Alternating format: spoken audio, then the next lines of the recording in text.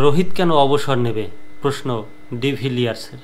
সবসময় রাজনৈতিক বা দেশের সমসাময়িক বিষয় নিয়ে আলোচনা করি বা খবর উপস্থাপন করে থাকি। একটা খেলার খবর দিতে চাই। সেটা হচ্ছে ডিভিলিয়ার্স প্রশ্ন করেছেন রোহিত কেন অবসর নেবে। অনেকেই ধারণা করেছিলেন চ্যাম্পিয়ন্স ট্রফি শেষে হয়তো ওয়ানডে থেকে অবসর ঘোষণা করবেন ভারত অধিনায়ক রোহিত শর্মা, কিন্তু ফাইনালে ৮৩ বলে ৭৬ রান করে শিরোপা জয়ের পর রোহিত স্পষ্ট বলেছেন এখনই ওয়ানডে থেকে অবসর নিচ্ছেন না। দক্ষিণ আফ্রিকার সাবেক হার্ড হিটার এবি ডিভিলিয়ার্সও রোহিতের সঙ্গে একমত।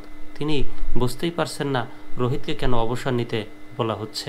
হেডলাইন দেখে যে কেউ বুঝবে যে অবসরই নিচ্ছেন রোহিত শর্মা।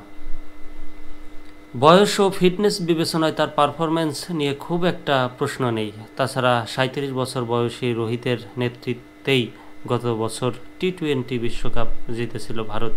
এবার জিতল চ্যাম্পিয়ন্স ট্রফি। ওয়ানডেতে অন্তত ৫০ ম্যাচে নেতৃত্ব দেওয়া অধিনায়কদের মধ্যে জয়ের শতকরা হারে দ্বিতীয় সেরা।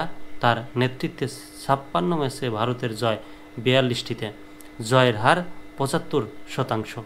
তাই নিজের ইউটিউব চ্যানেলে ডিভিলিয়ার্স বলেছেন অন্যান্য অধিনায়কদের তুলনায় রোহিতের জয়ের হার প্রায় ৭৪%, আগের যে কোনো অধিনায়কের চেয়ে অনেক বেশি। এভাবে চলতে থাকলে সর্বকালের সেরা ওয়ানডে অধিনায়কদের একজন হিসেবে নিজেকে প্রতিষ্ঠিত করবে সে। রোহিত নিজেও জানিয়ে দিয়েছে যে সে অবসর নিচ্ছে না এবং তার অবসর নিয়ে গুজব ছড়ানো বন্ধ করার অনুরোধ করেছে। রোহিত অধিনায়ক হিসেবে সবসময় সামনে থেকে নেতৃত্ব দেন, নিজেকে ভেঙে নতুনভাবে গড়েছেন তিনি। তাই তার অবসরের কোনো কারণ দেখছেন না ডিভিলিয়ার্স।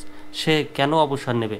শুধু অধিনায়ক হিসেবেই নয়, ব্যাটসম্যান হিসেবেও তার রেকর্ড দারুণ। ফাইনালে তার ৮৩ বলে ৭৬ রানের সেই ইনিংস ভারতকে দারুণ সূচনা দিয়েছে এবং সাফল্যের ভিত গড়ে দিয়েছে। সর্বোচ্চ চাপে থাকার পরও সে সামনে থেকে দলকে নেতৃত্ব দিয়েছে।